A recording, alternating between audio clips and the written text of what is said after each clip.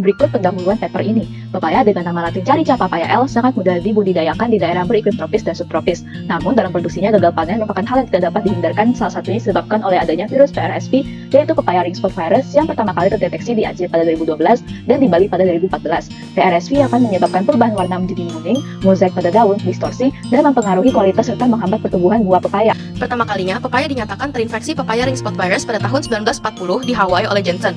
Pepaya California merupakan produk bioteknologi GMO yang dikembangkan oleh Richard Manchard yang berhasil pada akhir tahun 1997.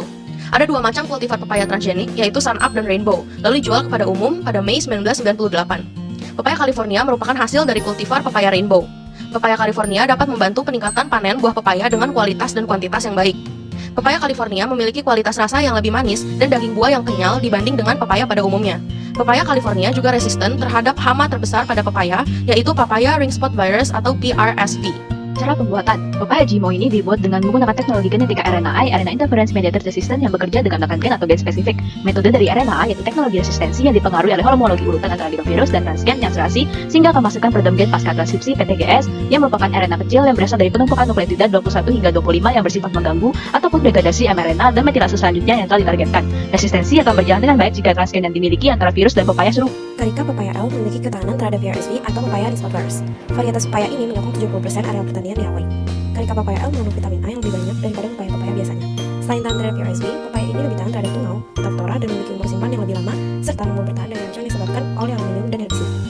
Kemudian, pepaya transgenik yang sangat menarik ini lebih dibudidayakan oleh para petani karena berbuah dalam waktu yang singkat, rasa buahnya lebih manis dan lebih tahan. Tentunya hal tersebut sangat menguntungkan bagi pihak petani karena sangat menghemat waktu dan tenaga, juga tentunya menguntungkan bagi pihak konsumen. Ada beberapa keterbatasan dari pepaya California.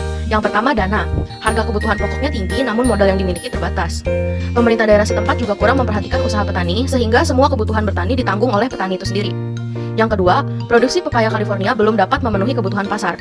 Lalu yang ketiga, terjadinya penurunan kualitas dan kuantitas yang dikarenakan kurangnya pengairan lahan dan kurangnya produksi pupuk, sehingga adanya serangan hama. Untuk potensinya di Indonesia terdapat dua pihak, yaitu ada pro dan kontra. Yang pro karena menganggap pepaya GMO mempunyai kualitas gizi dan mempunyai ketahanan terhadap hama dan virus atau bakteri yang lebih kuat dibanding pepaya konvensional. Sedangkan yang kontra menganggap bahwa pepaya GMO itu berbahaya untuk dikonsumsi dan merebut lahan petani pepaya konvensional, di mana pepaya konvensional tidak lebih kuat daripada GMO itu sendiri.